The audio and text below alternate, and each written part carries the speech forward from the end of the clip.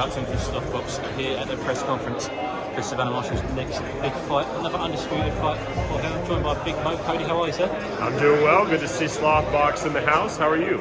Oh, very good, Cody, very good. Good to see you again.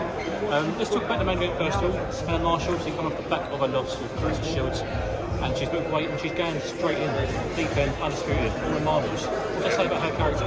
I think it's amazing. I think it shows the state of women's boxing right now, that the best want to fight the best, that everyone wants to go for the undisputed, that, you know, maybe it's not necessarily the money or the attention that makes decisions or the factors for why fighters want to fight each other. They just want all the belts. And Franchon, credit to her, I remember she was ringside at the Shields Marshall fight, and she was shouting at Savannah, come up to super middleweight, you know, I'll take you on, I'll put my belts on the line. And now, less than a year later, we're here, and another big night of undisputed women's boxing action. So it's all exciting stuff. It was due to be headlined by Chris Eubank Jr. and Leah Swift in the rematch. Yep. That hasn't happened, but the event's still going on. What does that say about the main event and women's boxing as well? Well, it shows, number one, it shows the depth of the card that Boxer had initially, to where if you can lose your main event, Boxer doesn't believe in canceling the card, doesn't believe in that. But the fact that this was a chief support or a co-main first, that just shows the depth of this card, and now where they can bounce it up to a main event. And you still have the likes of Ben Whittaker on the card, you still have Natasha Jonas going for a world title on the card, you got Callum Simpson, Boris Crichton, you got Zach Shelley going for another for a domestic title with the Commonwealth Silver. It just shows that the card was so deep initially that even though we lost the headliner, which is never a good thing, we're still able to go forward, we're still able to put on a good show, people still bought tickets, there's still going to be a great atmosphere. Going to be broadcast worldwide, ESPN Plus got the rights for America. It's all around just great stuff, man. Mentioned there, Callum Simpson versus Boris Crichton. It's a great fight on that card that's gone under the radar a little bit. Now, we've got Callum, who's a great prospect. He's got, you know, a lot of eyes on him with his next step, what he's going to do. We saw Boris out in Poland, we know his game, we know he comes in to fight. He's going to bring the fight to Callum Simpson. Yeah. Just how deep will this be for Callum Simpson in a fight like that? I think this is an important step up for Callum. I think Callum is a guy that definitely has certainly domestic title ability, but possibly even that world title ability. Still undefeated. Boris is going to test him. You know, what Boris did against Steed in Poland is he brought a good fight. Boris is a great athlete. I think he definitely likes to push the pace. And if Callum can stay composed and continue to deliver the shots that he can, I see him getting the victory. But at the same time, Boris is not something you want to sleep on. I think you guys called it a banana skin here, right? Not necessarily a term we use in the States, but you know, it's a contest that you don't want to sleep on if you're Callum Simpson. So the fact that that's, you know, one of the earlier build cards is, it just shows a great show from start to finish that the viewers are going to be able to watch on Sky. Absolutely. And we mentioned Savannah Marshall and moving weight class to fight for titles. Natasha Jonas is another woman who's doing the same thing. She's going to 147 to face Candy Wyatt, and she's also going for another title again to become a two-weight world champion. Now, after all the trials and tribulations that Natasha Jonas has gone through for her career, she's now coming to what many think will be towards the end of her career with her age, but she's now picking up these titles at different weights and getting the success that she deserves. What do you make of this fight on Saturday? I think it's an interesting fight. I think Natasha's kind of in a tough spot right now because various fighters that she may want to go up against are kind of tied up in rematches or other fights that have been booked, and Natasha's kind of in the middle of it all. You've heard what's so interesting about Natasha, and it's just the women's division as a whole, is you've heard Natasha Clarissa Shields, you've heard Natasha Katie Taylor, you've heard Natasha Terry Hart, you've heard all these different fights. And that's a good thing for Natasha because she has options. But until those options really become available, she's kind of caught up in the middle of it. And this is someone that went and got 3 world titles last year when a lot of people thought her career was over. Oh, she's going to boxing, she's going to Sky, she's just going to do a fight or two and get on her way out.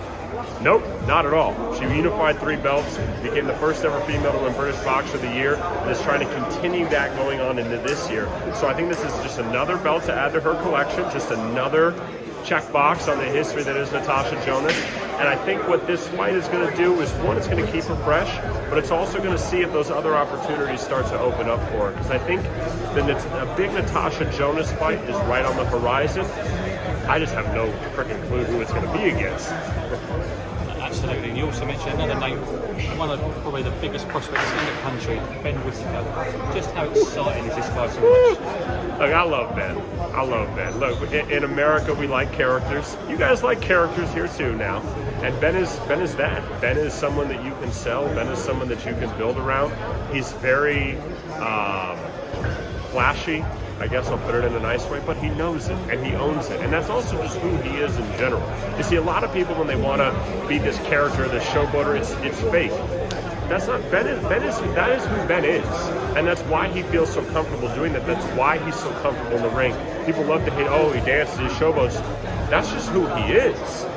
And before the Olympics, you may not necessarily be able to get away with it, but now as a professional, you most certainly can. The thing is he backs it up.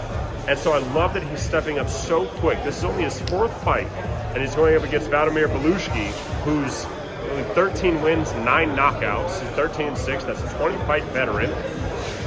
I mean, what more do you want from Ben? You know, a lot of fans, so they clamor for these prospects we fight for world titles, but you got to build there. You have to build them up. You're not going to throw someone to the fire until they have a few fights under their belt. And this is a great test for Ben Whittaker. This is a guy that, hey, you can showboat all you want, but he's going to keep marching forward, right? And I think if Ben can put him away, it's a big step up for him. And I'm excited for Ben. I'm a big fan of the Surgeon, man. You mentioned he's flashy. He knows it. He brings those characteristics and personality to the ring. Yeah. But will that bring added pressure as they become fight night to also perform and back up, talk the walk as well? Yes, absolutely it brings pressure. There's a trade-off of being a character. The thing is about if you want to be a character is you're going to be polarizing. When you look at the biggest characters in the sport, also the people that made the most money in the sport, they're very polarizing people, right? If you want to look at boxing, you have people like Floyd, you have people like Tyson Fury that are on both sides of the coin, whether or not people like him. You look at Conor McGregor in the MMA market, you have those people that are, people love him, people hate him, right? There's never really that many neutral people on those characters. So it does add pressure for Ben because he has to deliver. If Ben ever drops a loss, the market's going to have a field day. The fans are going to have a field day. I told you shouldn't show by. I don't see it happening anytime soon. I think Ben backs it up. I think he's an incredible boxer. I think he's faster than all hell. He's an unbelievable fighter, and I want to continue to see what he does. I think that he brings a very good dynamic to the sport. It's sometimes in need of it. I feel like sometimes boxing fans complain about that boxing is kind of repetitive and kind of slow at times. Great. Well, now we've got someone that's a little bit different, that cuts across the grain. And again, now we see some other boxing fans on the other side of the spectrum go, we don't want to see that. I want to see it. I love to watch it, and I think he's going to pick up another W this weekend. One thing's for sure, we're in for a good night Saturday night. Absolutely. Cody, thank you very much for your time. Hey, thank you for Slothbox. Make sure you follow Slothbox. He's one of the most hardest working people in the media sector. I saw him damn near walk to Poland to get some interviews and get some press there. So make sure you follow Slothbox. Make sure you subscribe to Slothbox, because soon you and I owe you a proper interview. So I appreciate the time as always, man. Thank you guys. Thank you for the time. Thank you.